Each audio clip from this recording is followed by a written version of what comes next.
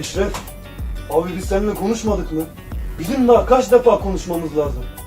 Abi bir kız için değer mi ya, bir kız için? Yetimlerin hakkına giriyorsun, farkında değilsin. Sen ne kadar önemli olduğunu bilmiyorsun Eşref.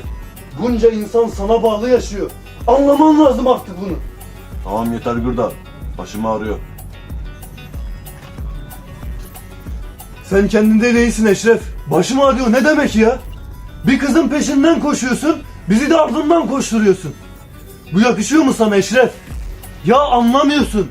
Belki evlendi, belki yurt dışında. Ya belki öldü, belki öldü.